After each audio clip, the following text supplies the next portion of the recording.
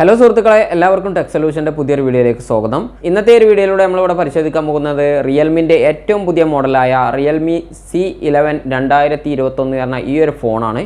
ഈ ഒരു ഫോണിൻ്റെ പഴയ വെർഷൻ കഴിഞ്ഞ വർഷം റിലീസായതാണ്. 2020 ജൂണിൽ പുറത്തിറങ്ങിയിട്ടുള്ള റിയൽമി C11 എന്ന ഫോണിൻ്റെ ഒരു ലേറ്റസ്റ്റ് അപ്ഡേറ്റ് ആണ് ഈ റിയൽമി C11 2021 എന്ന ഈ ഒരു ഫോണ്. അപ്പോൾ ഇന്നത്തെ ഒരു വീഡിയോയിലൂടെ നമ്മളിവിടെ പരിശോധിക്കാൻ പോകുന്നത് ഈ ഒരു ഫോണിൻ്റെ വിശേഷങ്ങളാണ്. അപ്പോൾ വീഡിയോയിലേക്ക് കടക്കുന്നതിന് മുമ്പ് നിങ്ങളുടെ ചാനൽ ഇതുവരെ സബ്സ്ക്രൈബ് ചെയ്തിട്ടില്ല എന്നുണ്ടെങ്കിൽ എത്രയും പെട്ടെന്ന് സബ്സ്ക്രൈബ് ചെയ്തേക്കുക. എന്നാൽ മാത്രമാണ് ഞാൻ തുടർന്ന് അപ്ലോഡ് ചെയ്യുന്ന ഇതുപോലത്തെ വീഡിയോകളൊക്കെ നിങ്ങൾക്ക് നോട്ടിഫിക്കേഷനായിട്ട് ലഭിക്കുള്ളൂ. നമുക്ക് നേരെ വീഡിയോയിലേക്ക് കടക്കാം. ഞാൻ Khader Valari. Welcome to tech solutions.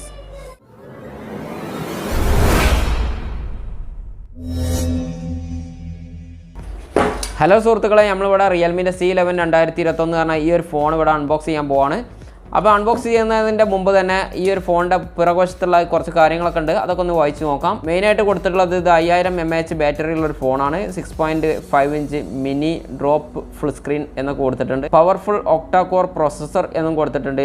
2+32 GB large storage എന്നും കൊടുത്തിട്ടുണ്ട്. നമുക്ക് കിട്ടിയിട്ടുള്ള വേരിയൻറ്റ് കൊടുത്തിട്ടുണ്ട് 2 GB + 32 GB സ്റ്റോറേജ്. അപ്പോൾ നമുക്ക് നേരെ ഫോൺ അൺബോക്സ് ചെയ്യാം.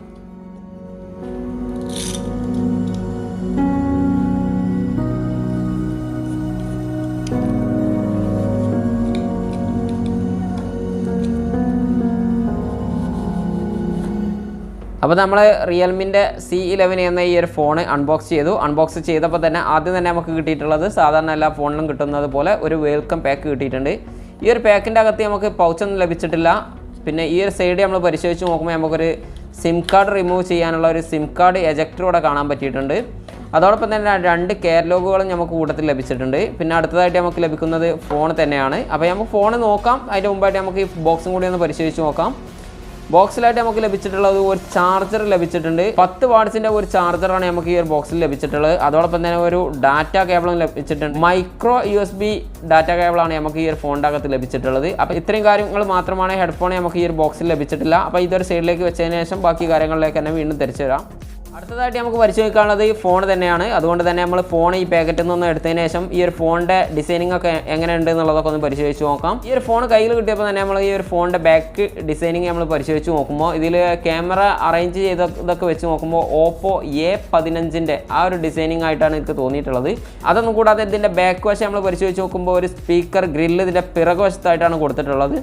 പിന്നെ ഇതിൻ്റെ പ്രകാശത്തിലുള്ള ബോഡി പ്ലാസ്റ്റിക് ബോഡിയാണ്. അതോടൊപ്പം തന്നെ ഇതിൻ്റെ അടിവശം നമ്മൾ പരിശോധിച്ച് നോക്കിയപ്പോൾ 3.5 mm ഒരു ഹെഡ്ഫോൺ ജാക്കും ഒരു മൈക്രോഫോണും അതോടൊപ്പം തന്നെ ഒരു മൈക്രോ ഇൻപുട്ടും, അതായത് മൈക്രോ USB ചാർജിങ്ങിനായിട്ട് ഉപയോഗിക്കുന്ന മൈക്രോ USB ഇൻപുട്ടും. ഈ ഒരു ഭാഗം പരിശോധിച്ച് നോക്കുമ്പോൾ പവർ ബട്ടണും അതോടൊപ്പം തന്നെ വോളിയം അപ്പ് ഡൗൺ ബട്ടണും. മുകൾ വശത്തായിട്ട് പ്രത്യേകിച്ചൊന്നും കൊടുത്തിട്ടില്ല. ഈ ഒരു ഇടതുവശം പരിശോധിച്ച് നോക്കുമ്പോൾ ഒരു സിം കാർഡ് ട്രേയും നമുക്ക് കാണാൻ പറ്റിയിട്ടുണ്ട്. ഇതിൻ്റെ സിം കാർഡ് ട്രേ ഞാൻ പരിശോധിച്ച് നോക്കിയപ്പോൾ 2 സിം കാർഡും ഒരു മെമ്മറി കാർഡും ഒരേ സമയം നമുക്ക് ഉപയോഗിക്കാൻ പറ്റുന്ന രീതിയിലാണ് സിം കാർഡ് ട്രേ അറേഞ്ച് ചെയ്തിട്ടുള്ളത്.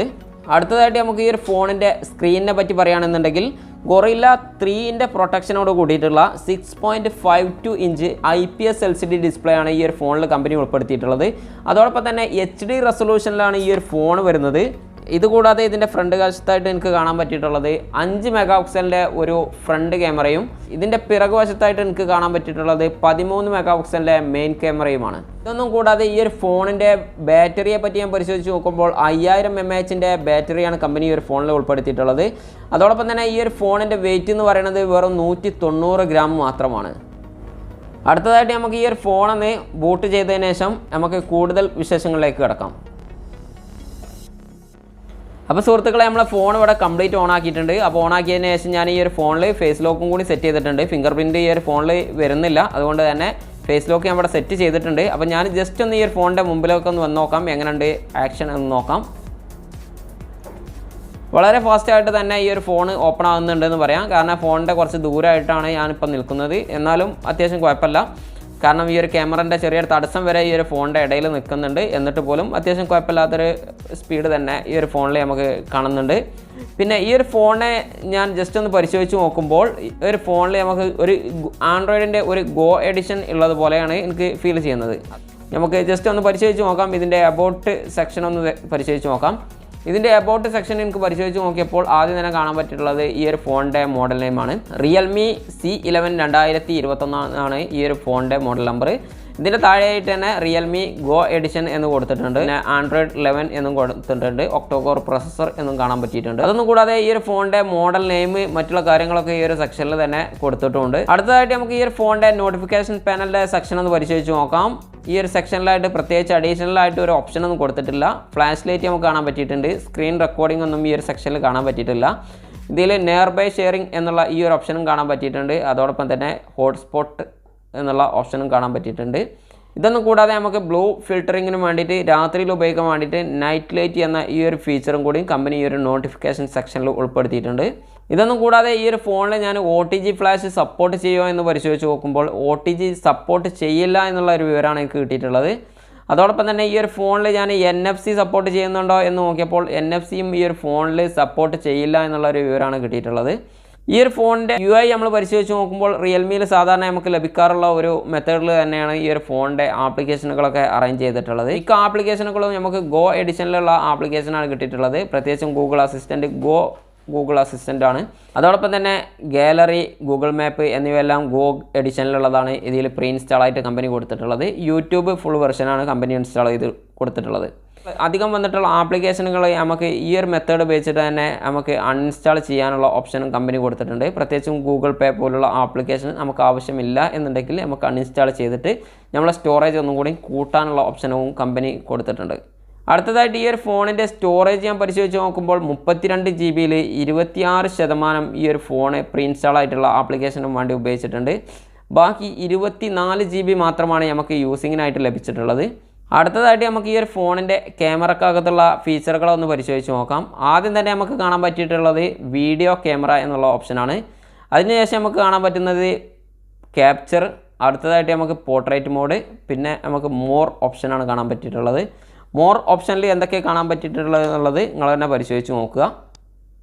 അടുത്തതായിട്ട് ഞാൻ ഈ ഒരു ഫോണിൻ്റെ ഫ്രണ്ട് ക്യാമറ പരിശോധിച്ച് നോക്കുമ്പോഴും എനിക്ക് ഈ ഒരു ഓപ്ഷനുകളൊക്കെ തന്നെയാണ് കാണാൻ പറ്റിയിട്ടുള്ളത്. അഡീഷണലായിട്ട് പ്രത്യേകിച്ച് ഓപ്ഷനുകളൊന്നും കമ്പനി ഈ ഒരു ഫോണിൽ കൊടുത്തിട്ടില്ല. നമുക്ക് ഈ ഒരു ഫോണിൽ എടുത്തിട്ടുള്ള ഒരു വീഡിയോ ഒന്ന് സ്ക്രീനിൽ കാണാം.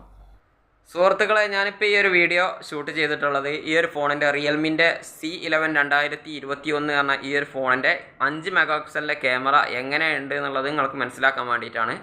അപ്പോൾ ഈ ഒരു ഫോണിൻ്റെ ഫ്രണ്ട് ക്യാമറ എങ്ങനെയുണ്ട് എന്നുള്ളത് നിങ്ങൾക്ക് തന്നെ നോക്കിയാൽ മനസ്സിലാവുന്നതാണ്. അപ്പോൾ ഇത് ഈ ഒരു ഫോണിനെ പറ്റി നമ്മൾ കൂടുതൽ അറിയാൻ വേണ്ടിയിട്ട് ഞാനിപ്പോൾ പുറത്തുനിന്ന് ഒരു വീഡിയോ എടുക്കണം എന്നൊക്കെ കരുതിയിനി. പക്ഷേ ഞാനിപ്പോൾ ഈ ഒരു വീഡിയോ ഷൂട്ട് ചെയ്തുകൊണ്ടിരിക്കുന്നത് നൈറ്റിലാണ്. അതുകൊണ്ട് നമ്മൾ ഈ ഒരു സമയത്ത് പുറത്ത് പോയിട്ട് ഒരു വീഡിയോ എടുക്കുക എന്ന് പറഞ്ഞാൽ വളരെ ബുദ്ധിമുട്ടാണ്. അപ്പോൾ ഈ ഒരു സെക്ഷനിൽ നിന്നിട്ട് തന്നെ നിങ്ങൾക്ക് മനസ്സിലാക്കാൻ പറ്റും. കാരണം ഞാൻ ഇതിൻ്റെ ഒരു ഇൻട്രോ ക്രിയേറ്റ് ചെയ്തിട്ടുള്ളതും ഈ ഒരു സെക്ഷനിൽ നിന്ന് തന്നെയാണ്.